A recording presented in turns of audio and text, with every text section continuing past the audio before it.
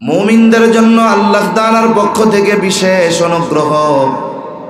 ইয বাআসা ফীহিম রাসূলাম মিন আনফুসিহিম, আল্লাহ তাআলা বলেন যে তিনি তাদের মধ্য থেকে তাদের জন্য একজন রাসূল প্রেরণ করেছেন।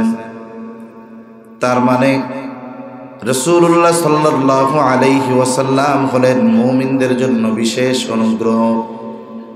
শুধু তাই না, যদিও মুমিনদের জন্য নবীজি বিশেষ অনুগ্রহ, কিন্তু এই আয়াতের তাফসীরের মধ্যে আসছে যে তিনি যদিও মুমিনদের জন্য বিশেষ অনুগ্রহ, কিন্তু তিনি গোটা সৃষ্টি জগতের জন্যই রহমত। তিনি গোটা সৃষ্টি জগতের জন্য রহমত হওয়ার কারণে সকলেই এই সুবিধা ভোগ করে। নবীজির কারণে উপকার শুধু ঈমানদারেরা হয় এমনটা নয়, গোটা সৃষ্টি জগতের সবাই হয়, কাফেরও হয়, নবীর দুশমনও হয়। এই জন্য নবীজিকে সৃষ্টি জগতের জন্য রহমত হিসাবে আল্লাহ তাআলা অভিহিত করেছেন। আল্লাহ তাআলা কোরআনুল কারীমের মধ্যে বলেন, ওয়ামা আরসালনাকা ইল্লা রাহমাতাল লিল আলামিন।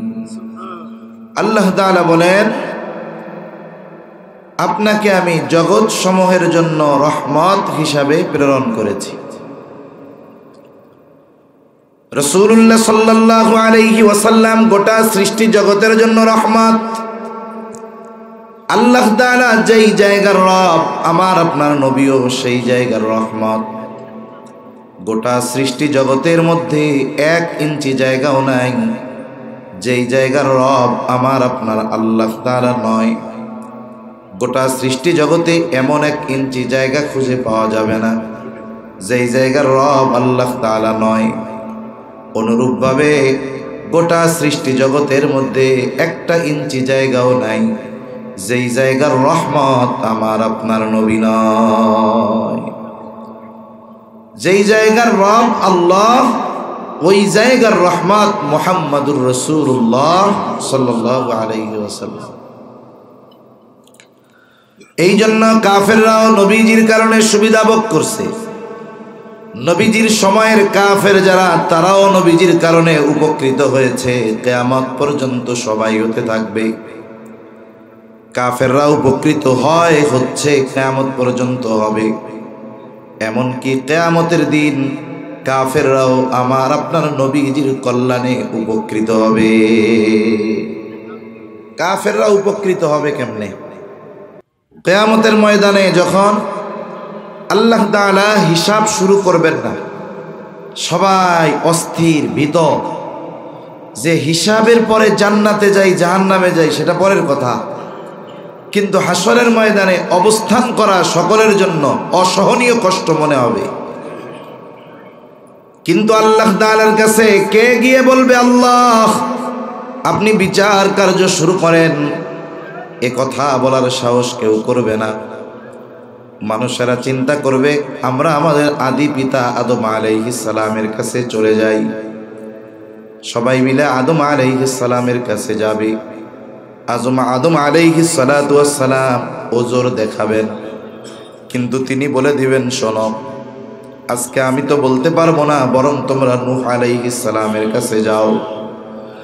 মানুষেরা দলবদ্ধ হয়ে নূহ আলাইহিস সালামের কাছে যাবে। তিনিও অপারগতা প্রকাশ করবেন, বলবেন তোমরা ইব্রাহিম আলাইহিস সালামের কাছে যাও। ইব্রাহিম আলাইহিস সালাম অপারগতা প্রকাশ করবে। মুসা আলাইহিস সালামের কাছে যাও। মুসা আলাইহিস সালাম অপারগতা প্রকাশ করবে, বলবে ঈসা আলাইহিস সালামের কাছে যাও। ঈসা আলাইহিস সালামের কাছে যাওয়ার পরে তিনিও অপারগতা প্রকাশ করে বলবেন, শোনো, আজকের দিনে আল্লাহ তাআলার সামনে একমাত্র কথা বলার সাহস রাখে মুহাম্মাদুর রাসূলুল্লাহ সাল্লাল্লাহু আলাইহি ওয়াসাল্লাম, সুতরাং তোমরা তার কাছে যাও। এইবার মানুষেরা রাসূলুল্লাহ সাল্লাল্লাহু আলাইহি ওয়াসাল্লামের কাছে যাবে। নবীজির কাছে গিয়ে যখন বলবে, নবীজি আল্লাহ তাআলার কুদরতি কদমে সিজদায় পড়ে যাবেন। নবীজি বলেন, ওই সেজদায় কত কাল অতিবাহিত হবে আমি জানি না। শুধু তাই না, আমার আপনার নবী সেজদারত অবস্থায় আল্লাহ তাআলার প্রশংসা করতে থাকবেন। কোন শব্দাবলী দ্বারা এত দীর্ঘ সময় আল্লাহ তাআলার প্রশংসা করবে? নবীজি বলেন আল্লাহ তাআলাই ওটা আমাকে শিখায়া দিবে। একটা সময় আল্লাহ তাআলা আমার আপনার নবীকে বলবে, হাবিব আপনি মাথা উঠান, আজকে আপনি যা সুপারিশ করবেন আপনার সুপারিশ কবুল করা হবে। এইবার আল্লাহ তাআলার কাছে নবীজি বলবেন যে আল্লাহ, সবাই তো অস্থির, আপনি বিচার কাজ শুরু করেন। তাহলে এই যে বিচার কাজ শুরু হবে, এই অবস্থায় তো সবাই থাকবে, কাফেরও থাকবে, মুমিনও থাকবে। এই অবস্থা থেকে কিয়ামতের দিন সকলে নিষ্কৃতি পাবে মুহাম্মাদুর রাসূলুল্লাহ সাল্লাল্লাহু আলাইহি ওয়াসাল্লামের কল্যাণে। তাহলে কাফেররা কিয়ামতে উপকৃত হবে, দুনিয়ায় উপকৃত হয়েছে, হচ্ছে, হবে। কারণ আল্লাহ তাআলা আমার আপনার নবীর ফরিয়াদের কারণে এই কথা জানিয়ে দিয়েছেন। তিনি পাপাচারের কারণে, অনাচারের কারণে তার উম্মতদেরকে তথা নবীজির উম্মতকে সমূলে ধ্বংস করে দিবেন না, এটা আল্লাহ তাআলার প্রতিশ্রুতি। শুধু তাই না, নবীজি যখন দুনিয়ায় ছিলেন তখনও কাফেররা নবীজির কারণে উপকৃত হয়েছে। আবু জেহেল ইসলামের দুশমন, নবীজির দুশমন। আবু জেহেল একদিন নবীজির সামনে দাঁড়ায়া আল্লাহ তাআলার কাছে দোয়া করতেছে, বলে আল্লাহ, সত্যি যদি এই কোরআন আপনি মুহাম্মাদের উপরে নাজিল করে থাকেন তাহলে আমাদের উপরে পাথর বর্ষণ করেন অথবা যন্ত্রণাদায়ক শাস্তি দেন। আবু জেহেল দোয়া করে কার কাছে? ও আপনারা পিছের লোকরা মনে হয় চিনেন না, কার কাছে দোয়া করে? আর একটু জোরে বলেন না, কার কাছে? আল্লাহ তাআলার কাছে দোয়া করতেছে। নাকি আল্লাহর নাম নিতে একটু কষ্ট হয়? একটু জোরে বলেন আল্লাহর নাম। আল্লাহর নাম নিতে গিয়া যদি কেউ গলা ফাইটা মইরাই যায়, এর যে সৌভাগ্যের আর কিছু হইতে পারে?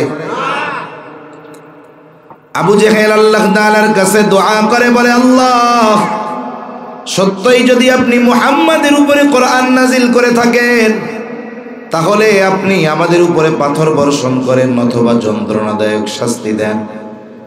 আবু জেহেল এই কথা আল্লাহ তাআলার কাছে বলে নবীজিকে শোনায়া শোনায়া। কথা হইল, ওর যদি আল্লাহ তাআলার পক্ষ থেকে আযাব, শাস্তি ভোগ করতে মন চায় আল্লাহ তাআলার কাছে বললেই তো হয়। নবীজিকে শোনায় শোনায় কেন বলে? নবীজিকে শুনিয়ে বলার কারণ হলো সে কেমন যেন নবীজিকে কথার দ্বারা কষ্ট দেয় আর বলে, আল্লাহ, আসলে আমার মতো উপযুক্ত ব্যক্তি থাকার পরেও আপনি কেন মুহাম্মাদের উপরে কোরআন নাজিল করলেন? কারণ আমার মতো ক্ষমতাশালী, প্রভাবশালী ব্যক্তি থাকার পরেও আপনি মুহাম্মাদের উপরে কোরআন নাজিল করলেন। এই কাজটা কেমন হইল? আপনি আমারে পাথর মাইরা শেষ কইরা দেন, কঠিন আযাব দিয়ে শেষ কইরা দেন। এখন কথা হলো, মানুষ কোন সময় নিজের অকল্যাণ কামনা করে? বলে যেই সময়গুলো করে এর মধ্যে অন্যতম একটা কারণ হলো তার হিংসা। হিংসা বিদ্বেষের কারণে মানুষ অনেক সময় নিজের ক্ষতিও কামনা করে। অনেকের কল্যাণ, অগ্রগতি দেখে অনেকে সহ্য করতে পারে না। মানুষের সামনে যখন ওই ব্যক্তির আলোচনা হয়, বলে কে রে? বলে অমুকের পোলা। কই কি হয়েছে? কই বড় অফিসার হয়ে গেছে, বড় ব্যবসায়ী হয়ে গেছে। বলে অমুকের পোলা এই হয়েছে, এই খবর শোনার আগে মরলাম না কেন? হিংসা এরকম বলার লোক আছে না নাই? আছে। তখন যদি আজরাইল আলাইহিস সালাম আইসা বলে যে তোমার তো মরতে মন চায়, তাইলে চলো এখনই নিয়ে যাই তোমারে, সে কি মরতে চাইবে নাকি? সে তখন বলবে, ধরু এটা এমনি বলছিলাম, সত্যি সত্যি মরতে চাই নাই। তাহলে হিংসার কারণে মানুষ অনেক সময় নিজের মৃত্যু কামনা করে। আবু জেহেল হিংসার কারণে নবীজিকে কথাগুলো শোনায় বলতেছে আর নবীজিকে কষ্ট দিতে চায়, এটাই হলো আবু জেহেলের মূল উদ্দেশ্য। কিন্তু নবী আবু জেহেলের কথার পরে কিছু বলেন না। আবু জেহেল বলতেছে, নবীর কষ্ট লাগে, নবী জবাব দেয় না। কিন্তু আল্লাহ তাআলা আমার আপনার নবীর পক্ষ থেকে জবাব দিয়ে দেয়। আল্লাহ তাআলা বলেন, ওয়া মা কানাল্লাহু লিয়ুআযযিবাহুম ওয়া আনতা ফীহিম। আমার আপনার নবীজিকে আল্লাহ তাআলা বলেন, হাবিব, ওরা যে শাস্তি কামনা করে আসলে ওরা ওই শাস্তির উপযুক্ত, তবে আমি কেন শাস্তি দেই না জানেন? আল্লাহ তাআলা বলেন, আপনি যতক্ষণ তাদের মধ্যে আছেন ততক্ষণ আমি তাদেরকে শাস্তি দিব না, আযাব দিব না। কারণ অতীতে নবীদের উম্মতেরা যদি অবাধ্যতার শিকার হতো, অবাধ্যতা করত, শাস্তিযোগ্য অপরাধ যদি হতো, আল্লাহ তাআলা অতীতের কোন নবীর উম্মতদেরকে যদি আযাব দিতে ইচ্ছা করতেন, আগে ওই এলাকার নবীকে ওই এলাকা থেকে সরায় নিতেন, এরপরে আল্লাহ তাআলা আযাব দিতেন। ইতিহাস কেউ দেখাতে পারবে না কোন নবীর উপস্থিতিতে আল্লাহ তাআলা ওই জায়গায় তার উম্মতকে আযাব দিয়েছে। আগে আল্লাহ তাআলা ওই নবীকে সরায় নেন, এরপরে তাদের উপরে আযাব দেন।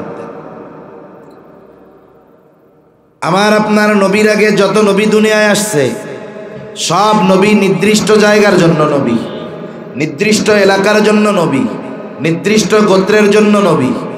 তাদেরকে তাদের গোত্র থেকে তাদের এলাকা থেকে সরায়া নিয়ে আল্লাহ তাআলা আযাব দিয়েছেন। কিন্তু বলেন তো, আমার আপনার নবী শুধু মক্কার জন্য নবী নাকি? আমার আপনার নবী আরবদের জন্য নবী শুধু এমনটা নয়, বরং আমার আপনার নবীর নবুয়ত কত দূর, বলে আল্লাহ তাআলার রুবুবিয়তের বিস্তৃতি যত দূর, আমার আপনার নবীজির নবুয়তের বিস্তৃতি তত দূর। তাইলে এই পৃথিবীর কথাই ধরেন, অন্যান্য জায়গার কথা বাদ দেন। এই পৃথিবীর কোথাও কি একটু জায়গা আছে যেই জায়গার নবী আমার আপনার নবী না আছে? তাহলে এই জমিনের উপরে যদি আযাব দিতে হয়, এই জমিনের যেই স্থানে আমার আপনার নবীজির নবুয়ত পৌঁছিয়ে গিয়েছে, কমপক্ষে ওই জায়গা থেকে নবীকে সরায় নিতে হবে। কিন্তু কোথায় সরাবেন? কারণ সৃষ্টি জগতের কোনো জায়গা বাকি নাই যেই জায়গার নবী আমার আপনার নবী নয়, যেই জায়গার রহমত আমার আপনার নবী নয়। সুবহানাল্লাহ। এই জমিনের উপরে রহমাতুল লিল আলামিন অবস্থান করতেছে আর আল্লাহ তাআলা আযাব দিবে, এটা কেমনে হয়? এই জন্য আল্লাহ তাআলা নবীর সম্মানার্থে কাফেরদেরকে আযাব দেন নাই, বেঁচে গেছে নবীজির কারণে। আবু জেহেল উতবা সাহেবা উপকৃত হয়েছে নবীজির কারণে, রহমাতুল লিল আলামিন হওয়ার কারণে।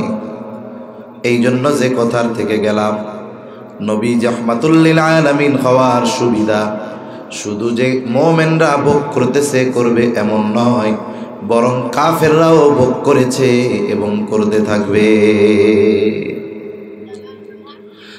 রাসূল আকরাম সাল্লাল্লাহু আলাইহি ওয়াসাল্লামের কথা, আচরণ সব কিছুর দ্বারা এই উম্মতের সবার প্রতি মায়া, মোহাব্বত, ভালোবাসার প্রকাশ পাওয়া যায়।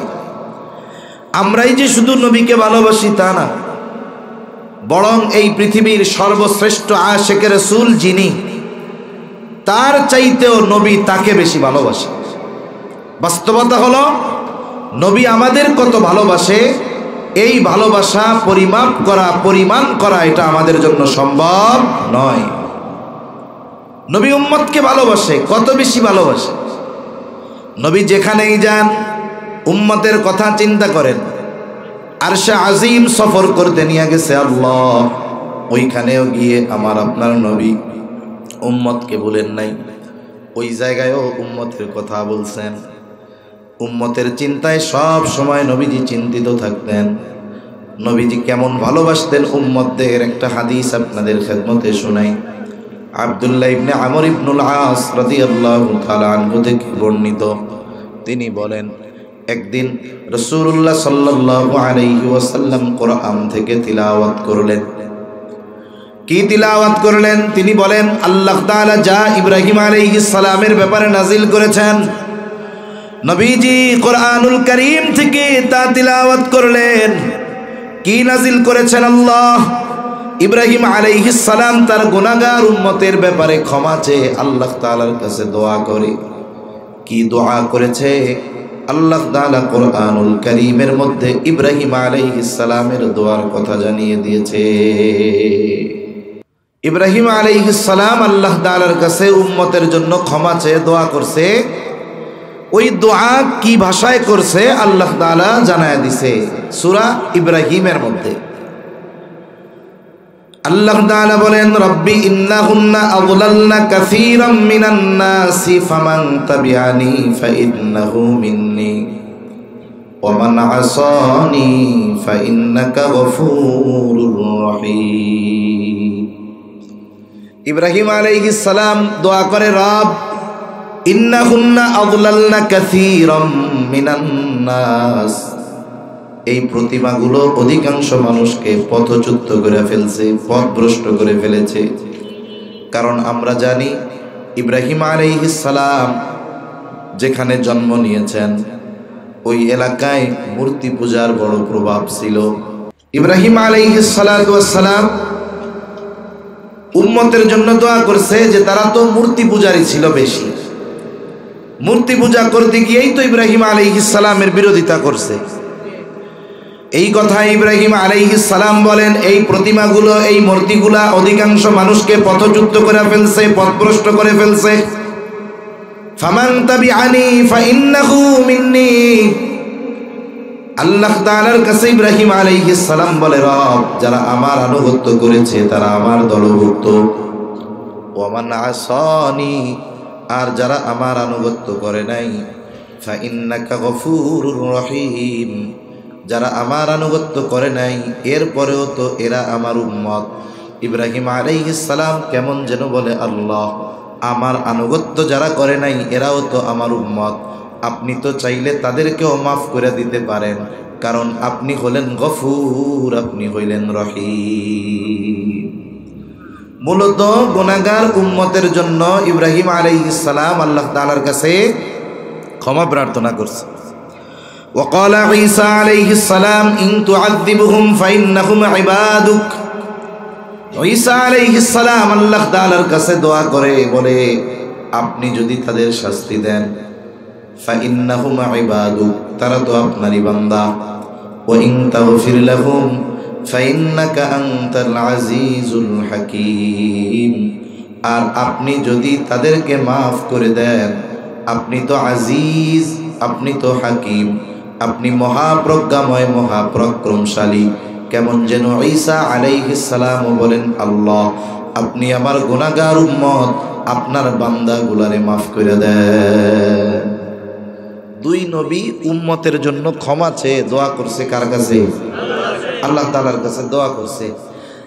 রাসূল আকরাম সাল্লাল্লাহু আলাইহি ওয়াসাল্লাম সব সময় তো উম্মতের চিন্তা করেন। যখন এই দুই নবীর দোয়ার কথা আল্লাহ তাআলা জানাইছেন, তিনি তিলাওয়াত করছেন, তখন উম্মতের ব্যাপারে নবীজির মায়া, মোহাব্বত, ভালোবাসা আরো উতলাইয়া উঠছে। সুবহানাল্লাহ।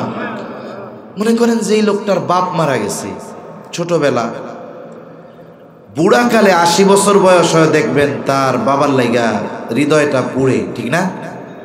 হৃদয়টা পুড়ে না? কষ্ট হয় না হৃদয়ের মধ্যে, অন্তরের মধ্যে জ্বলে। যখনই সে কারো বাপ মরার কথা শুনে তখন বাবার কথা তার আরো বেশি মনে পড়ে, পড়ে কি পড়ে না? রাসূলুল্লাহ সাল্লাল্লাহু আলাইহি ওয়াসাল্লাম উম্মতকে তো সবসময় ভালোবাসেনি, কিন্তু যখন এই দুই নবীর দোয়া স্পেশাল ভাবে তিলাওয়াত করছেন, তখন উম্মতের চিন্তা তার মধ্যে আরো ব্যাপক হারে বাড়ছে। এবার নবীজি কি করেন? فرفع يديه وقال اللهم উম্মতি উম্মতি ওয়া বাকা। নবীজি এবার দুই হাত উঁচু করে অজর ধারায় কাঁদতেছেন আর বলেন, আল্লাহুম্মা উম্মতি, আল্লাহুম্মা উম্মতি। শুধু বলেন আল্লাহ আমার উম্মত, আমার উম্মত, আর কিছুই নবীজি বলেন না। তবে নবীজি কি বলতে চায় আল্লাহ তাআলা তো জানে। এরপরেও জিবরাইল আলাইহিস সালাতু ওয়াস সালামকে আল্লাহ তাআলা বলেন, জিবরাইল যাও, মুহাম্মাদের কান্নার কারণ তার কাছে গিয়া জেনে আসো। জিবরাইল আলাইহিস সালাম চলে আসলেন, এসে জিজ্ঞাসা করে, ও মুহাম্মদ কেন আপনি কান্না করেন? আপনার কান্নার কারণ যদিও আল্লাহ তাআলা জানে, এরপরেও আপনার কাছে শুনতে চায়। এইবার নবীজি প্রাণ খুলে উম্মতের ব্যাপারে সব কথা জিবরাইল আলাইহিস সালামকে বললেন। জিবরাইল আলাইহিস সালাম আল্লাহ তাআলার কাছে গিয়ে বলে, আল্লাহ, আপনার হাবিবের কান্নার কারণ হলো তার উম্মত। আপনার হাবিবের কান্নার কারণ হলো তার উম্মত। তিনি উম্মতের ক্ষমার চিন্তায় কান্না করতেছে। আল্লাহ তাআলা জিবরাইল আলাইহিস সালামকে বলে, জিবরাইল যাও, মুহাম্মদকে গিয়ে জানিয়ে দাও, আমি অচিরেই তাকে তার উম্মতের ব্যাপারে সন্তুষ্ট করব, তাকে অসন্তুষ্ট করব না। জিবরাইল আলাইহিস সালাম ঈশা জানায়া দিল যে অচিরেই আপনার মালিক আপনাকে তার উম্মতের ব্যাপারে সন্তুষ্ট করবে, অসন্তুষ্ট করবে না। এই হাদিসটা সূরাতুদ দুহার একটা আয়াতের তাফসীরের ভিতরে আসছে। আল্লাহ তাআলা আমার আপনার নবীজিকে বলেন, ওয়ালা সাউফা ইউতিকা রাব্বুকা ফাতারদা, অচিরেই আপনার রব আপনাকে এমন কিছু দিবেন আপনি খুশি হয়ে যাবেন। এই আয়াতের তাফসীরে এই হাদিসটা আসছে। আর নবীজি লাস্টে কি বলেন? বলেন যে আমি ততক্ষণ খুশি হব না যতক্ষণ আমার সব উম্মতকে মাফ না করা হবে। সুবহানাল্লাহ। উম্মতের জন্য কত মায়া, কত দয়া, দুনিয়ায় থাকতেই আল্লাহ তাআলার কাছ থেকে উম্মতের ক্ষমার ব্যবস্থা নবীজি করায় নিয়েছেন। শুধু তাই না, কিয়ামত পর্যন্ত আনেওয়ালা সব উম্মতকে মুহাব্বতের বহিঃপ্রকাশ নবীজি করে গিয়েছেন। নবীজি পথ চলতেছেন, সাহাবায়ে কেরাম নবীজির সাথে। হঠাৎ করে নবীজি বলেন, আমার ভাইদেরকে দেখতে মন চায়। সাহাবায়ে কেরাম বলে, ইয়া রাসূলুল্লাহ, আমরা কি আপনার ভাই নই? নবীজি বলেন, তোমরা হইলা আমার সাহাবী সাথী, তাহলে আপনার ভাই তারা আবার কারা? নবীজি বলেন, আমার পরে আমাকে না দেখে যারা আমাকে মেনে নিবে, ঈমান আনবে, তারাই হলো আমার ভাই। এ কথার দ্বারা কিয়ামত পর্যন্ত প্রত্যেকটা মুমিনের প্রতি ভালোবাসার মেসেজ নবীজি দিয়ে গেছেন। রাসূলুল্লাহ সাল্লাল্লাহু আলাইহি ওয়াসাল্লাম তার কাফের উম্মতের দ্বারা নির্যাতিত হওয়ার পরেও তাদের ব্যাপারে নবীজি বদদোয়া করেন নাই। যখন নবীজি তায়েফে গেছেন, চিন্তা করছেন জীবনের শৈশবকালের একটা সময় কেটেছে তায়েফে, বনু সাকিফ গোত্রে, হয়তো ওইখানের মানুষেরা আমার কথা মাইনা নিবে। মক্কার মানুষেরা যখন নবীজির কথা মানে না, নবীজি চলে গেলেন তায়েফ, ওইখানেও কাফেররা নবীজির পিছু ছাড়ে নাই।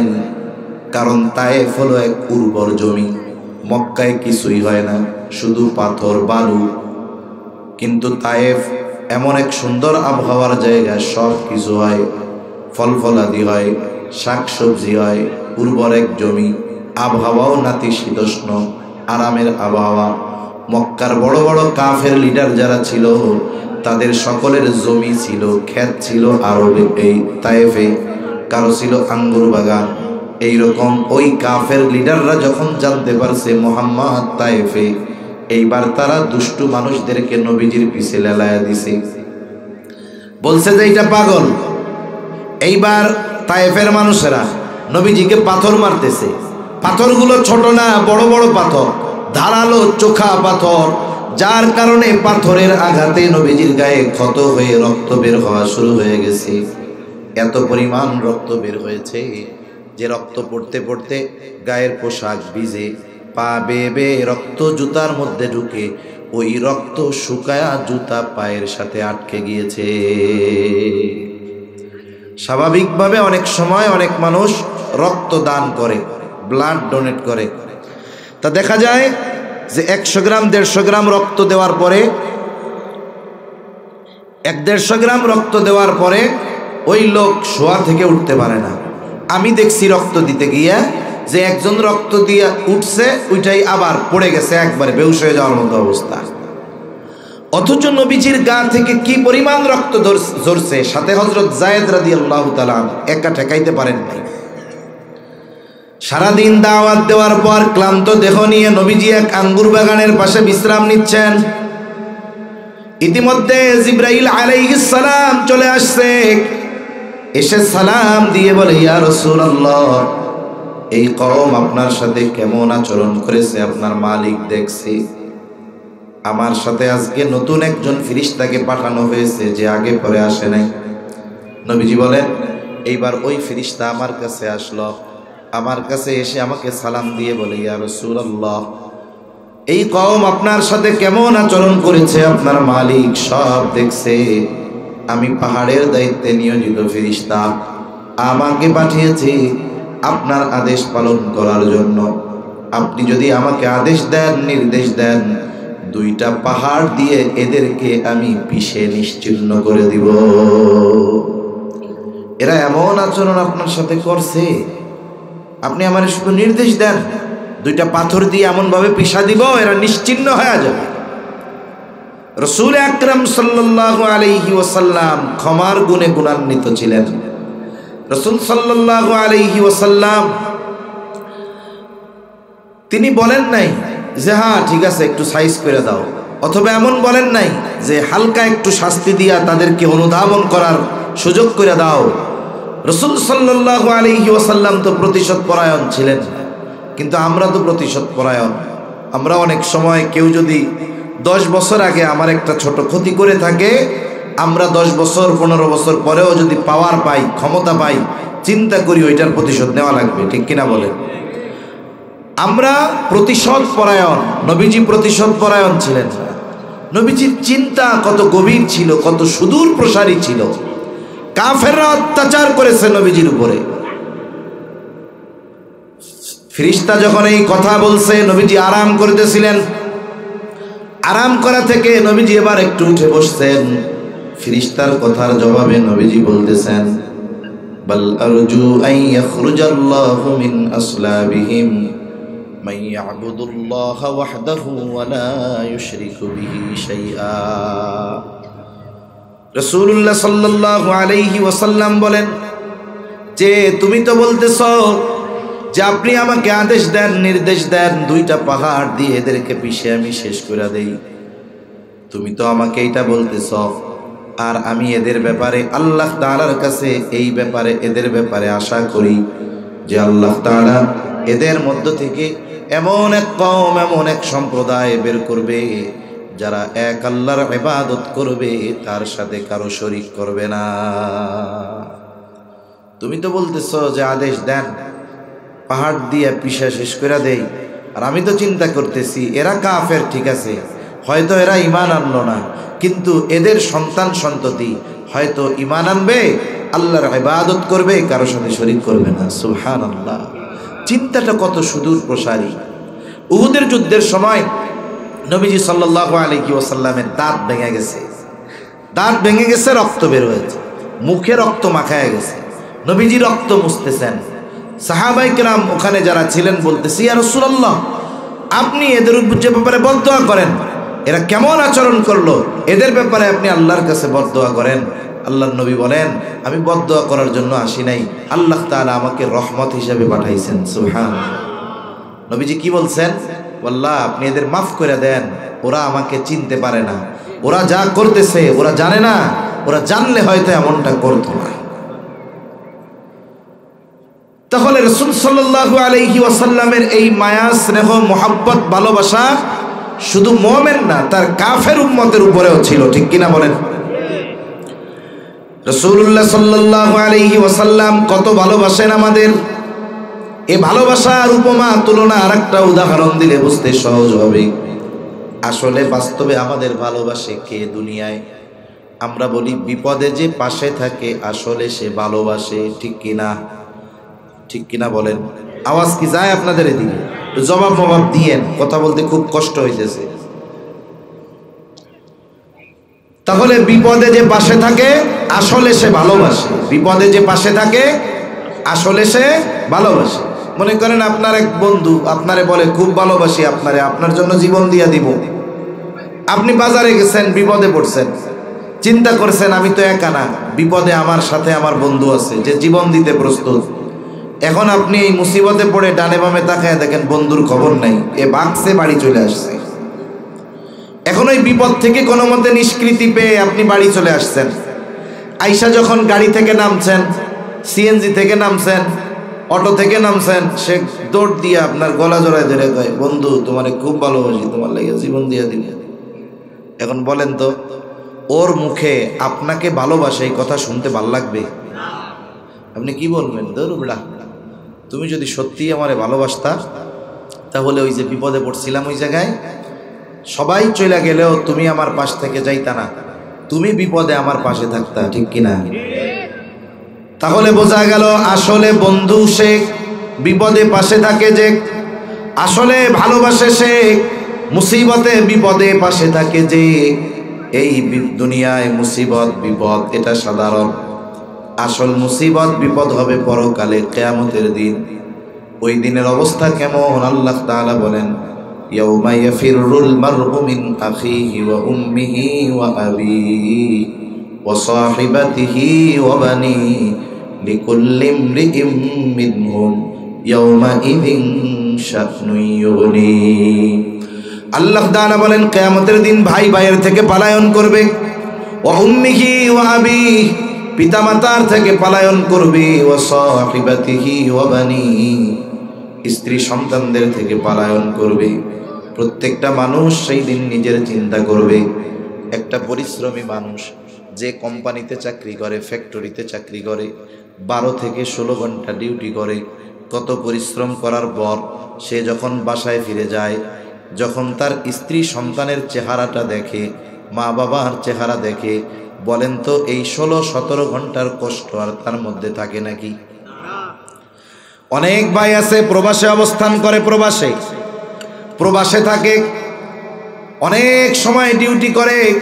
প্রবাসে এমনও মানুষ আছে, আরবে দেখেছি 18 ঘন্টা ডিউটি করে, 18 ঘন্টা, বাকি 6 ঘন্টার মধ্যে তার খাওয়া জরুরত সারা, গোসল ঘুম 6 ঘন্টায়।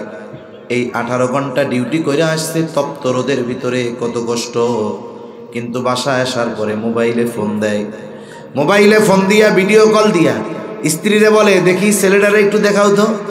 এই যে 18 ঘন্টা কষ্ট করছে, এরপরে রান্না করবে, খাওয়া দাওয়া করবে, কিন্তু যখন সে মোবাইলের মধ্যে সন্তানের চেহারাটা দেখে, 18 ঘন্টায় তপ্ত রোদের কষ্ট মুহূর্তের মধ্যে দূর হয়ে যায়। তাহলে দুনিয়ায় সন্তান, স্ত্রী, মা বাবার চেহারা মানুষ দেখে কেন? দেখলে কষ্ট দূর হয়। কিয়ামতের দিন এদেরকে দেখলে কষ্ট দূর হবে না, বরং ওই দিন এদেরকে দেখলে আরো কষ্ট বেশি মনে হবে। এজন্য কিয়ামতের দিন সবাই সবার থেকে পালাতে থাকবে, কেউ চাইবে না যে মুসিবত ছেলের চেহারাটা একটু দেখি তাহলে একটু ভালো লাগবে, এটা করবে না, বরং একজন আরেকজনের থেকে পালাবে। সবাই সেই দিন নিজের চিন্তায় বিভোর থাকবে, সবাই চিন্তিত, আমার আপনার নবীও চিন্তিত, সবাই চিন্তিত থাকবে নিজেদের জন্য, আর নবী চিন্তিত থাকবে উম্মতের নাজাতের জন্য। সুবহানাল্লাহ। হাসরের ময়দানে নবীজি এক জায়গায় অবস্থান করবেন না, কারণ একটা মানুষ যখন চিন্তিত থাকে, একটা মানুষ যখন পেরেশান থাকে, সে এক জায়গায় থাকে না। বিছানায় শুইলে ঘুম আসে না, একবার ওঠে, একবার বসে, একবার হাঁটে। বাড়ির ছাদ থাকলে ছাদে যায়, উঠান থাকলে উঠান দিয়া পায়চারি করে। তার মানে চিন্তাগ্রস্ত ব্যক্তি দীর্ঘ সময় এক জায়গায় অবস্থান করতে পারে না। কিয়ামতের দিন আবার আপনার নবী উম্মতের চিন্তায় চিন্তিত থাকবে, এই জন্য নবীজিও এক জায়গায় অবস্থান করবেন না, এক এক সময় এক এক জায়গায় থাকবে। একবার নবীজি চলে যাবেন হাউজে কাউসারের কাছে, না জানি তার কোনো উম্মত পানি পানে মাহরুম হয়ে যায়। আর একবার চলে যাবেন পুলসিরাতের গোড়ায়, না জানি কোনো উম্মত পুল পাড়ি দিতে ব্যর্থ হয়ে যায়। আর একবার চলে যাবেন মিজানের কাছে, না জানি তার কোনো উম্মত ওজনে ধরা পড়ে যায়। আর একবার নবীজি চলে যাবেন জাহান্নামের কাছে, না জানি তার কোনো উম্মতকে জাহান্নামে দিয়ে দেওয়া হয়। আবার যখন উম্মতের জন্য সুপারিশ দরকার, নবীজি চলে আসবেন আল্লাহ তাআলার কাছে, উম্মতের ব্যাপারে সুপারিশ করতে থাকবে। সব নবী জান্নাত অভিমুখে রওনা হয়ে যাবে, জান্নাতের দরজা বন্ধ, খোলা হবে না। জিজ্ঞাসা করা হবে কি ব্যাপার, খোলো না কেন? জান্নাতের পাহারাদারদের পক্ষ থেকে জবাব আসবে, যিনি আসলে খোলা হবে তিনি আসেন নাই। কে সে? তিনি আসলে খোলা হবে, কোথায় তিনি? বলে তিনি হাসরের ময়দানে উম্মতের চিন্তায় চিন্তিত। নবীজি ততক্ষণ পর্যন্ত জান্নাত অভিমুখে রওনা হবেন না যতক্ষণ না তার প্রত্যেকটা উম্মত যার মধ্যে যারা পরিমাণ ঈমান ছিল ওই ব্যক্তির ব্যাপারেও যতক্ষণ না আল্লাহ তাআলার পক্ষ থেকে জান্নাতের নিশ্চয়তা নবী না পাবেন, আমার আপনার নবী ততক্ষণ পর্যন্ত জান্নাত অভিমুখে রওনা হবে না। তাহলে বোঝা গেল ওই মুসিবতের দিন নবী আমাদের ভুলবেন না। এখন বলেন তো, নবীজি কত ভালোবাসে? মা বাবার চাইতে নবী বেশি ভালোবাসে না কম? আরে নবীর উম্মতের প্রতি ভালোবাসা মা বাবার ভালোবাসার সাথে পরিমাপ করার কোনো সুযোগ নেই, এত বেশি নবী আমাদের ভালোবাসেন। নবীজির এই ভালোবাসার সাক্ষ্য দুনিয়ার কারো সাক্ষ্যের দরকার নেই। নবীজি আমাদের ভালোবাসেন এ ব্যাপারে স্বয়ং সাক্ষ্য দিয়েছেন আল্লাহ। কে দিয়েছেন? আল্লাহ দিয়েছেন। এ কথাই আল্লাহ তাআলা কোরআনুল কারীমের সূরা তাওবার মধ্যে বলেন, লাকাদ জাআকুম রাসূলুম মিন আনফুসিকুম আজিজুন আলাইহি মা আনিতুম হারিসুন আলাইকুম বিল মুমিনিনা রাউফুর রহিম। আল্লাহ তাআলা বলেন, তোমাদের মধ্য থেকে তোমাদের জন্য এমন একজন রাসূল এসেছেন। কেমন সেই রাসূল? আল্লাহ তাআলা এক নম্বরে বলেন আজিজুন আলাইহি মা আনিতুম, তিনি হলেন আজিজ, সমব্যথী। তার মানে তোমাদের জন্য যেটা কষ্টের সেটা তাকেও কষ্ট দেয়। এখন কথা হইল, আমরা যেটাতে কষ্ট পাই সেটাতে নবী কেমনে কষ্ট পায়? এটা তো সকলের ক্ষেত্রে পায় না। একটা উদাহরণ দিলে বুঝতে সহজ হবে। একটা লোকের বাচ্চা আছে, ছোট একটা বাচ্চা, 2 বছর বয়স। গভীর রাত, প্রত্যন্ত অঞ্চল, গাড়ি ঘোড়া নাই। এই গভীর রজনীতে বাচ্চাটার জ্বর উঠছে। জ্বরের পরিমাণ এত বেশি, গা কেমন যেন পুড়ে যাচ্ছে, চোখ দুটো ছলছল করতেছে। জ্বরের তীব্রতায়, জ্বরের কষ্টে ওই বাচ্চাটা আহ আহ করে চিৎকার করতেছে, উল্টা পাল্টা বকতেছে। ওই কষ্ট, ডাক্তারও নাই, ওষুধও খাওয়ানোর ব্যবস্থা নাই, নিয়ে যাওয়ারও ব্যবস্থা নাই। গভীর রাত, ওই অসুস্থ বাচ্চার পাশে বসা তার মা বাবা। এই মা বাবা দুইজনই সুস্থ, বাচ্চাটা অসুস্থ। বলেন তো, এই বাচ্চা অসুস্থতার কারণে যত কষ্ট পাবে, পাশে বসে থাকা সুস্থ মা বাবা ওই বাচ্চার চাইতে কষ্ট বেশি পাবে নাকি কম পাবে? কোনো সন্দেহ নাই বেশি ব্যথা পাবে। এখন কথা হইল, কেন অন্তরে কষ্ট বেশি? কেন তারা কষ্ট বেশি পাবে? বলে সন্তানের সাথে মা বাবার ভালোবাসার একটা সম্পর্ক আছে, ঠিক না? ভালোবাসার সম্পর্কের কারণে সন্তানের কষ্ট হইলে, কষ্ট যতটা সন্তানের হয় তার চাইতে বেশি কষ্ট মা বাবার হয়। এখন বলেন তো, মা বাপ সন্তানকে বেশি ভালোবাসে না নবী বেশি ভালোবাসে? সন্তানের কষ্টে যদি মা বাবা কষ্ট পায়, উম্মতের প্রতি নবীর মায়া মা বাবার চাইতে বেশি হওয়ার কারণে উম্মতের কষ্টে নবীজি কষ্ট পায়। এ কথাই আল্লাহ তাআলা বলেন, তিনি হলেন আজিজ, সমব্যথী। তোমাদের জন্য সেটা যেটা কষ্টের সেটা তার জন্য কষ্টের। এরপরে আল্লাহ তাআলা বলেন হারিসুন আলাইকুম, এই নবী এমন নবী যিনি তোমাদের জন্য কল্যাণকামী। কেমন কল্যাণ কামনা নবীজি উম্মতের ব্যাপারে করতেন? উম্মতের কল্যাণের চিন্তা করতেন। উম্মতের যেন কোনো বিষয়ে কষ্ট না হয়, উম্মতের জন্য কোনো বিষয় যেন অসাধ্য না হয়ে যায়, এই জন্য উম্মতের বিষয়ে চিন্তা করতেন। এই যে রোজার মাসে আমরা তারাবির নামাজ আদায় করি, কেউ যদি জামাতে না পড়া বাসায় পড়ে 20 রাকাত হয়ে যাবে, অসুবিধা নেই। নবীজিও পড়ছেন 3 দিন। যখন দেখলেন 3 দিন পর লোকজন ভরপুর হয়ে গেছে, এইবার নবীজি মসজিদে আসলেন না। কেন? বলে নবী চিন্তা করতেছে, এটা যদি আমি ধারাবাহিক করি, আর যদি আল্লাহ তাআলা আমার উম্মতের উপরে এটাকে ফরজ করে দেয়, তাহলে উম্মতের জন্য এই ফরজ বিধান মান্য করতে কষ্ট হয়ে যাইতে পারে, উম্মতের কষ্ট হবে ইবাদতে। এই চিন্তা করে নবীজি সাল্লাল্লাহু আলাইহি ওয়াসাল্লাম 3 দিন পর মসজিদে আসেন নাই। তার মানে নবীজি চান না আমার উম্মতের ব্যাপারে এমন কিছু চাপিয়ে দেওয়া হোক যেটা কষ্টদায়ক হয়ে যায়। শুধু তাই না, নবীজি এক হাদিসের মধ্যে বলেন আল্লাহ তাআলা প্রত্যেকটা নবীকে তার উম্মতের ব্যাপারে এই দুনিয়াতে একটা স্পেশাল দোয়া করার সুযোগ দিয়েছে এবং ওই দোয়া কবুলের প্রতিশ্রুতি আল্লাহ তাআলা দিয়েছে। সব নবী তার উম্মতের ব্যাপারে এই দোয়াটা দুনিয়ায় করে ফেলছে। মুফাসসিরিনে কেরাম বলেন কোন নবীর দোয়া তো এমনও হয়েছে উম্মতের পক্ষে না, বিপক্ষে চলে গেছে। আর আমার আপনার নবী বলেন আমি আমার দোয়াটাকে সংরক্ষণ করে রাখছি। এই দোয়াটা আমি দুনিয়ায় করি নাই, আখিরাতের জন্য সঞ্চয় করে রাখছি, সংরক্ষণ করে রেখেছি। কেন? বলে এই দোয়াটা আমি চিন্তা করেছি দুনিয়ায় না করে যদি আখিরাতে করা হয় এটা আমার উম্মতের জন্য বেশি কল্যাণকর হবে। এই দোয়াটা এই জন্য দুনিয়ায় করি নাই, কিয়ামতের দিন আমার উম্মতের জন্য সুপারিশ হিসাবে আল্লাহ তাআলার কাছে এই দোয়া করব। তাহলে আল্লাহ তাআলা বলেন তিনি হলেন সমব্যথী, মানে উম্মতের কষ্টে তিনি কষ্ট পান। হারিস, তিনি হলেন কল্যাণকামী।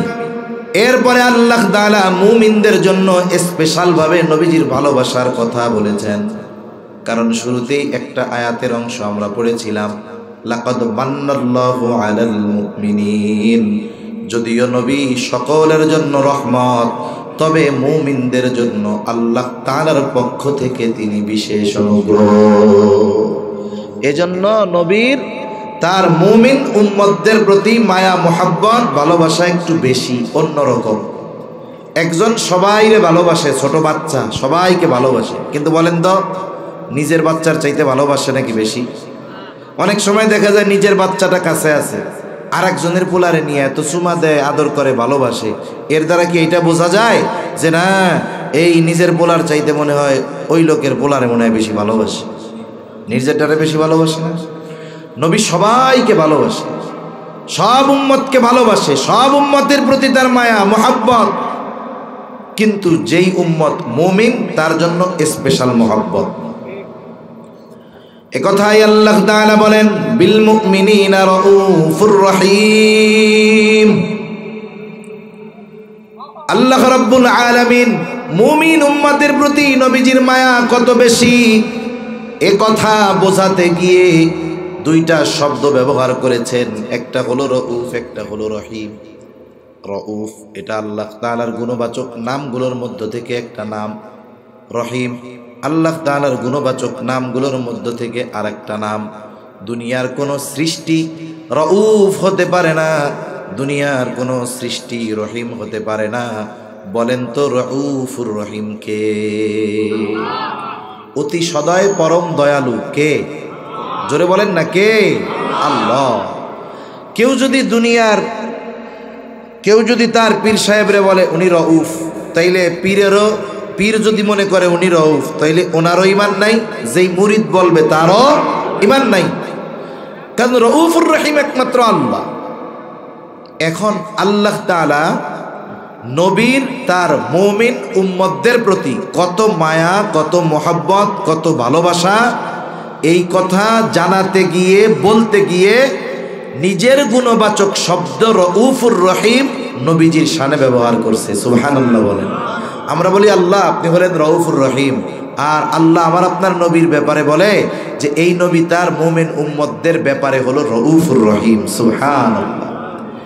একথা আল্লাহ তাআলা বলেন এই নবী হলো এমন নবী, সে তার মুমিন উম্মতদের ব্যাপারে অতি সদয় পরম দয়ালু।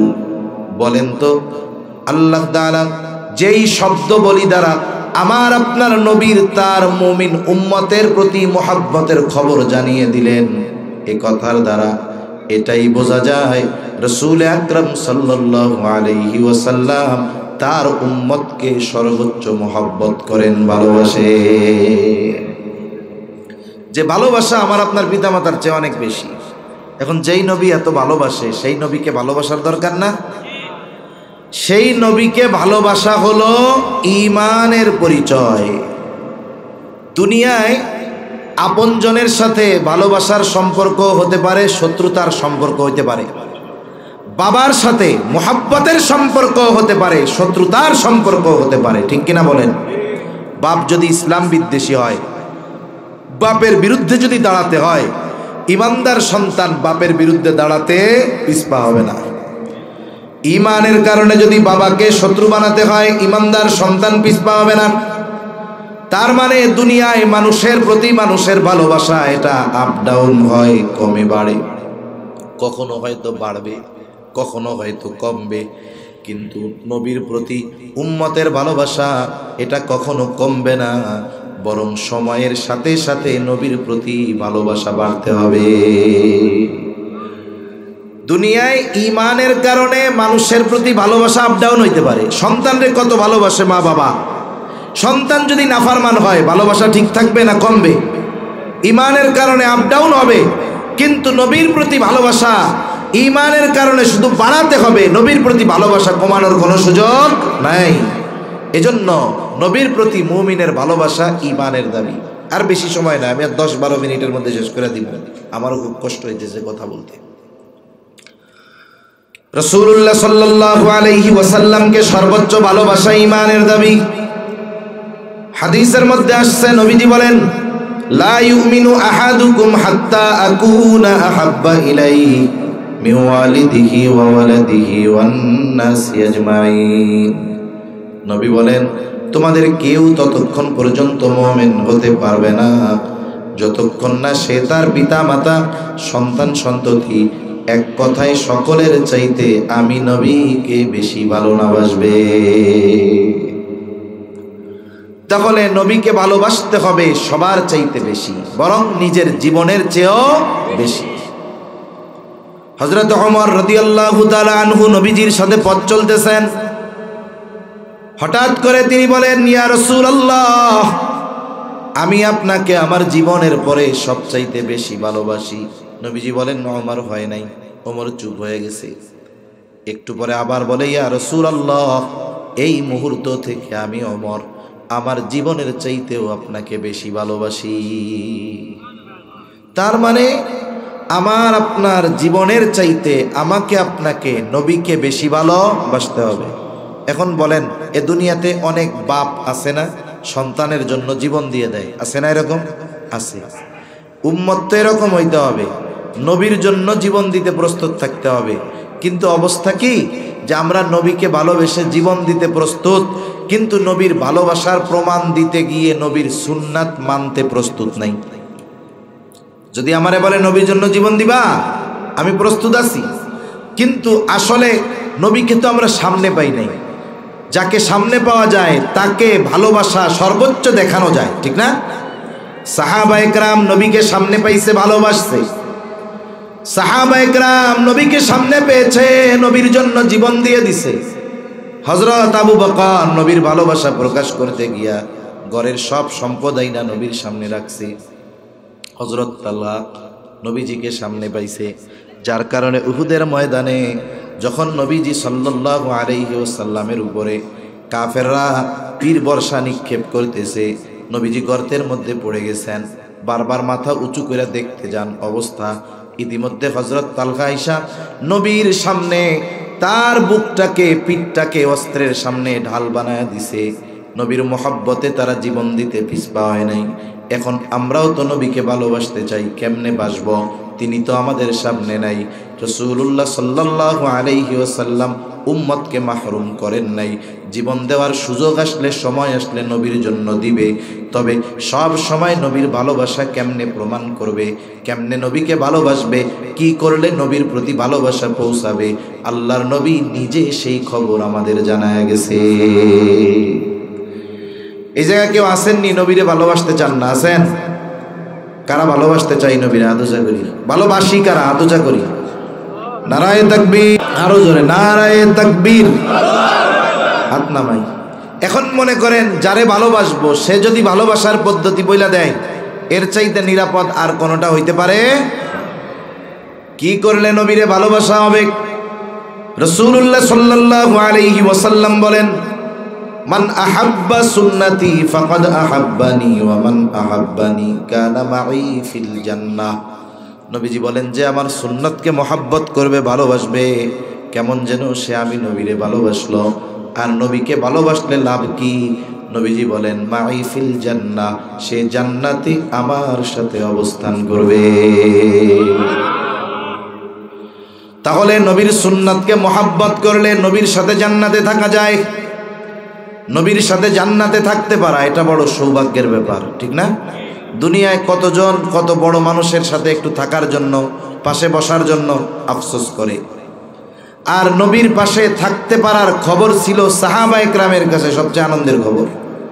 হযরত আনাস রাদিয়াল্লাহু তাআলা ওনার থেকে বর্ণিত হাদিস, একবার গ্রামের একজন লোক নবীজির কাছে আসছে, একেবারে প্রত্যন্ত অঞ্চল থেকে। এখন ওই গ্রামের মানুষ, সে তো এত কিছু নিয়ম কানুন বোঝে না, সহজ সরল মানুষ। নবীজি একজনের সাথে কথা বলতেছে। আদব হইল আপনি যখন একজনের সাথে কথা বলবেন, এই কথার মধ্যে গিয়া আপনাকে কিছু জিজ্ঞাসা না করা, কথা শেষ হবে এরপরে গিয়া জিজ্ঞাসা করতে হবে। এখন গ্রামের মানুষ তো বেদুইন, কিছু বুঝে টুঝে না, দৌড়াইয়া আইসা নবীজিরে বলে, ইয়া রাসূলুল্লাহ মাতা সাআ, হে আল্লাহর রাসূল কিয়ামত কখন হবে? রাসূলুল্লাহ সাল্লাল্লাহু আলাইহি ওয়াসাল্লাম ওই ব্যক্তির সাথে কথা শেষ করে খুঁজতেছেন লোকটা কোথায়, জবাব ওই সময় দেন নাই। লোকটা কোথায় যে জিজ্ঞাসা করেছে কিয়ামত কখন আসবে, ওই ব্যক্তি বলে, ইয়া রাসূলুল্লাহ আমি জিজ্ঞাসা করেছিলাম কিয়ামত কখন হবে। নবীজি পাল্টা তারে প্রশ্ন করলো, মা আদাত্তা লাহা, কিয়ামতের জন্য তুমি কি পাথেয় সংগ্রহ করেছো? কারণ লোকটার বলার ভঙ্গি এমন ছিল, সে কেমন যেন কিয়ামতের জন্য প্রস্তুত, কিন্তু কিয়ামত আসতেছে না। এই জন্য নবী তাকে পাল্টা প্রশ্ন করেছে, মা আদাত্তা লাহা, কিয়ামতের জন্য তুমি কি সামান সংগ্রহ করেছো, কি পাথেয় সংগ্রহ করেছো? গ্রামের মানুষ সহজ সরল জবাব বলে, আমি আল্লাহ এবং তার রাসূলকে ভালোবাসি। নবীজি জিজ্ঞাসা করছে, কি পাথেয় সংগ্রহ করছো? ও কিন্তু বলে নাই অনেক নামাজ পড়ছি, তাহাজ্জুদ পড়ছি, আওয়াবিন ইশরাক পড়ছি, দান সাদকা করেছি কিয়ামতের লাইগা, এইটা কয় নাই। কি কইছে? বলে আমি আল্লাহ এবং তার রাসূলকে ভালোবাসি। নবীজি বলেন, আলমারউ মা'a মান আহাব্বা, যে যাকে ভালোবাসে তার সাথেই জান্নাতে অবস্থান করবে। প্রশ্ন শুরু হয়েছিল কি দিয়া? কিয়ামত কখন আসবে। জবাব শেষ হয়েছে কি দিয়া? যে যাকে মহব্বত করে তার সাথে অবস্থান করবে। তার মানে প্রশ্ন ছিল একটা, উদ্দেশ্য ছিল আরেকটা। নবীজি তো উম্মতের রুহানি ডাক্তার, প্রশ্ন করার সাথে সাথে বাপ ভঙ্গি দেখে বুঝতে পারছেন আসলে ও এইটা জানতে চাই নাই, ওর উদ্দেশ্য অন্য আরেকটা।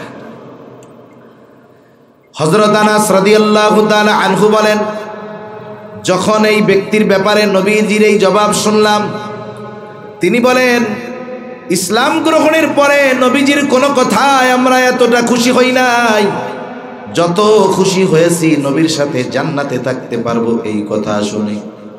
হযরত আনাস রাদিয়াল্লাহু তাআলা আনহু বলেন, আমি আল্লাহর রাসূলকে ভালোবাসি, আবু বকর ওমর রাদিয়াল্লাহু তাআলা আনহুমাকে ভালোবাসি, যদিও তাদের দুইজনের মতো আমল করতে পারি নাই।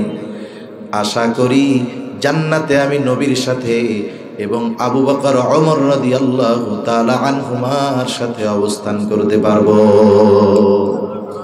তাহলে নবীর সুন্নাতকে মহব্বত করলে নবীর সাথে জান্নাতে থাকা যাবে। এর চেয়ে সৌভাগ্যের আর কিছু আছে? আর কিছুই নাই। যদি এই সৌভাগ্যের কদর মূল্য বুঝতে আমরা ব্যর্থ হই, এটা আমাদের ব্যর্থতা।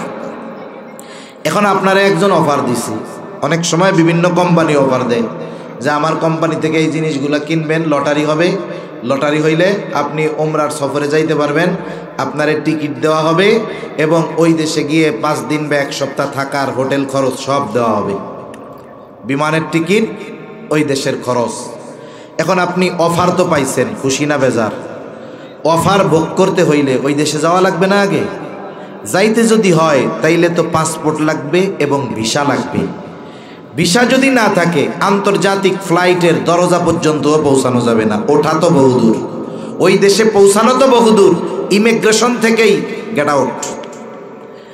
আর এখন তো এয়ারপোর্টের যেই গেট দিয়ে আন্তর্জাতিক যাত্রীরা ঢুকে আগে দেখে যেটা আসলে আন্তর্জাতিক যাত্রী নাকি এমনি ভেতরে যাইতেছে। তার মানে এয়ারপোর্টের ভিতরেই ঢোকার সুযোগ নাই, আগেই আউট।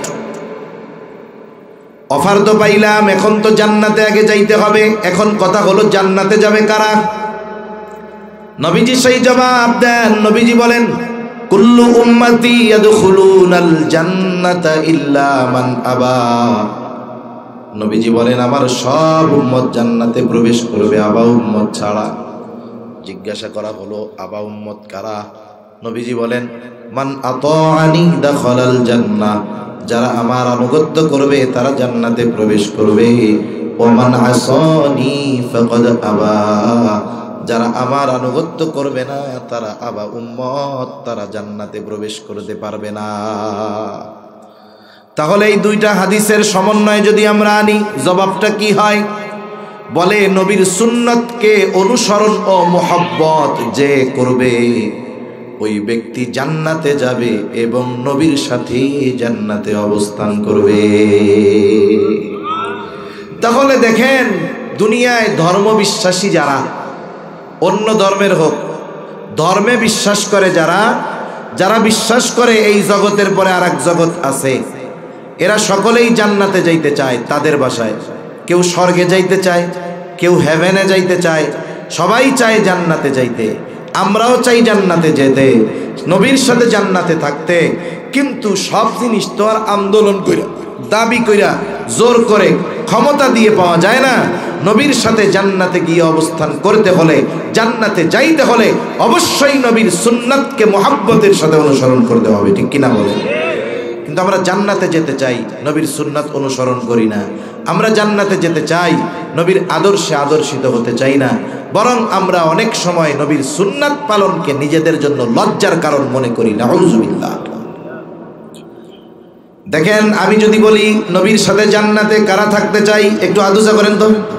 আবার একটা তাকবীর হবে, নারায়ে তাকবীর, নারায়ে তাকবীর। এই আশা সবার আছে।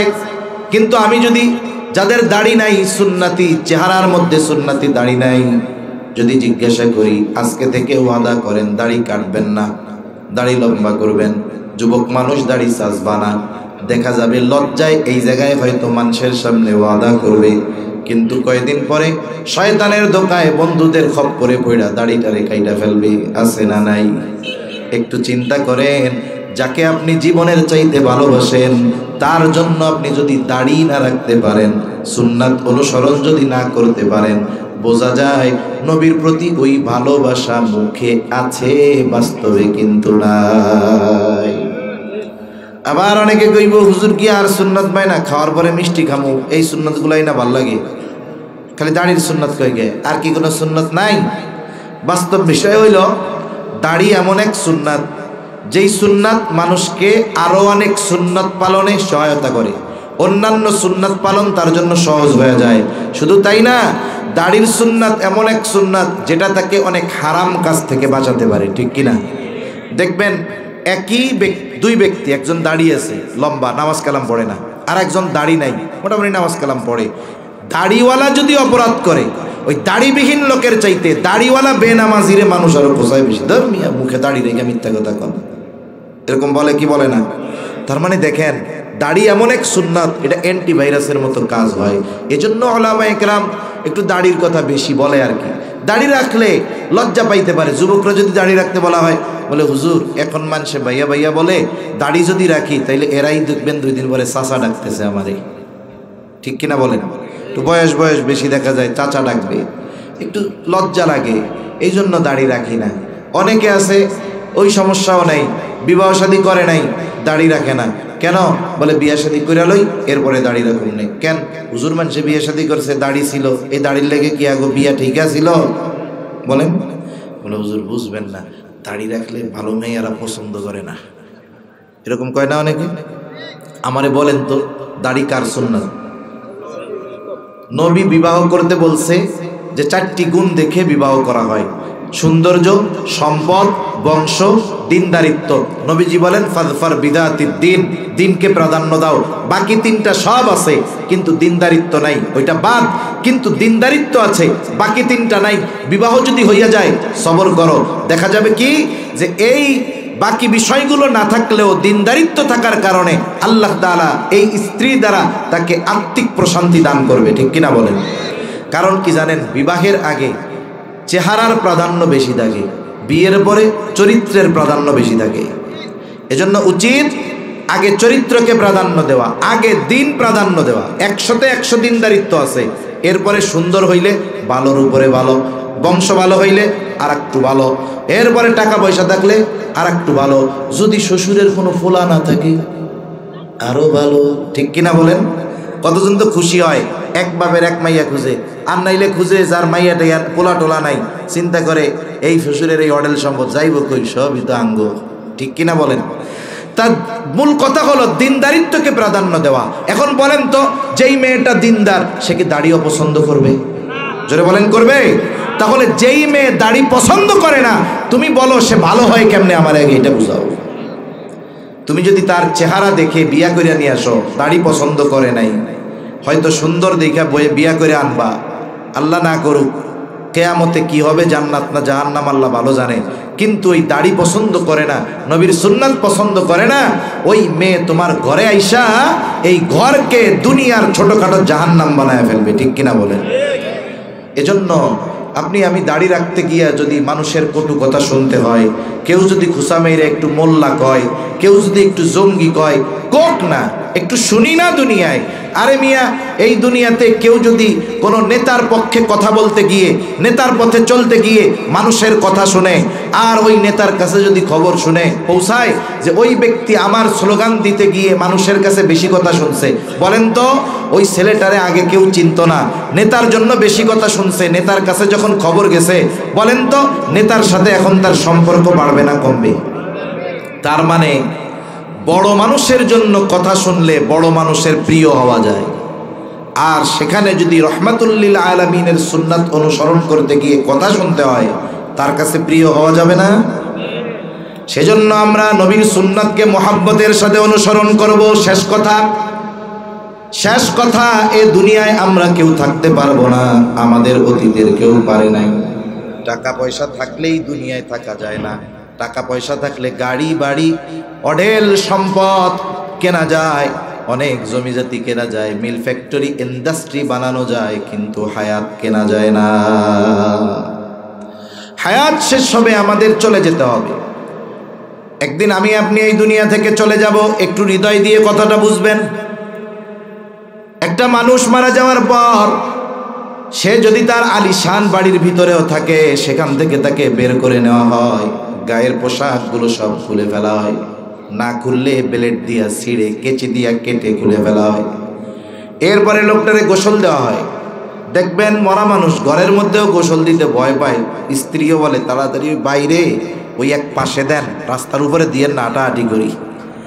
একবার এক জায়গায় গেছি, ছাত্র জমানায় এক বাড়িতে গেছি, এখন ওই বাড়ির ঢোকার রাস্তায় ওই জায়গায় বড়ের কাঁটা দিয়ে ঘিরা রাখছে, এরকম কি ব্যাপার? এখন বলতেছে যে এই বাড়িতে একটা লোক মারা গেছিল, ওই লোকটারে এই জায়গায় গোসল দিছিল, এখন এই 40 দিন এই বড়ের কাঁটা দিয়ে ঘিরা রাখবে। কারণ কি? এমন বাপ যে ওই জায়গা দিয়ে যদি ঘিরা টিরা না রাখে, পানি শুনি ভালো মতো না শুকায়, তাইলে মনে হয় ওই বেটা কবর থেকে ওইটা কবে দিব। চিন্তা করে দেখেন কত নিম্নমন মানসিকতা মানুষের, কত কুসংস্কার এই সমাজে আছে, যে দরজা দিয়ে ঢোকার রাস্তায় গোসল দিছে বিদায় ওই জায়গাটাতে ঘিরে রাখছে, এখন ঢোকে না, পেছন দিয়ে ঢুকতে হয় ঘরের মধ্যে। তাহলে গোসল দিবে, কাফন পরাবে, এরপরে জানাজার স্থানে নিয়ে যাবে, জানাজা হবে, লাশের খাটিয়াটা কবরের পাশে নিয়ে যাওয়া হবে, 2 জন কবরে নামবে, 2 জন উপরে থাকবে। এই দৃশ্য আমরা দেখেছি কি দেখি নাই? এখন একজনের বেলায় দেখি, আর একটা সময় আসবে আমার বিষয়টা মানুষেরা দেখবে। কবরের মধ্যে লাশ নামাবে, নামানোর সময় যখন নিচে কবরে লাশ রাখে একটা দোয়া পড়ে, সেই দোয়াটা কি আপনাদের জানা আছে নাকি? কি কয় কন্দ? বিসমিল্লাহি ওয়া আলা মিল্লাতি রাসূলিল্লাহ। আরে এটা তো বলে কি যে এই দোয়া পড়া কবরে রাখে, মাটি দেওয়ার সময় আমরা এমনি বলি মিনহা খলাকনাকুম ওয়া ফিহা নুঈদুকুম ওয়া মিনহা নুখরিজুকুম তারাতান উখরা, কিন্তু যখন লাশটা ধরে কবরে রাখে, কবরের মধ্যে 2 জন, তখন কি কয়? ধরায় দেয়, যে ধরে যারা, এরা বলে বিসমিল্লাহি ওয়া আলা মিল্লাতি রাসূলিল্লাহ। আসলে এই কথাটা মানুষের ব্যাপারে বলে, আমাদের ব্যাপারেও বলবে। এটা হলো দুনিয়ার জগৎ থেকে নতুন এক জগতে যাইতেছি না আমরা, ওই জগতের ভিসা। ওই জগতের কি ভিসা? আপনি যদি পাসপোর্টে ভিসা নাই, আপনি যদি এয়ারপোর্টে যান কাজ হবে না। আপনি যদি অন্যায়ভাবে কোনো দেশে ঢুইকা যান মামলা হয়ে যাবে। বৈধতা পায় হলো ভিসার মাধ্যমে। কার আখেরাত কেমন হবে, কে কোন মতাদর্শের লোক, এই কথা বইলা কবরে রাখা হইতেছে। আসলে এই কথাটা কি বলে? বুজুর্গানে দিন বলেন, কথাটা বলে আল্লাহ গো, আপনার নামে এমন এক লোকরে এখন এই কবরে রাখতেছি যার গোটা জীবন সুন্নাতের উপরে চলছে, মরার সময় সুন্নাতের উপরে ছিল। এই যে কবরে রাখতেছি না, এখনো সে সুন্নাতের উপরে আছে। ওয়ালা মিল্লাতি রাসূলিল্লাহ ওয়ালা সুন্নাতি রাসূলিল্লাহ, রাসূলের সুন্নাতের উপরে তারে কবরে রাখতেছি। আমি মাপ চাই, কেউরে কষ্ট দেওয়া আমার উদ্দেশ্য নয়।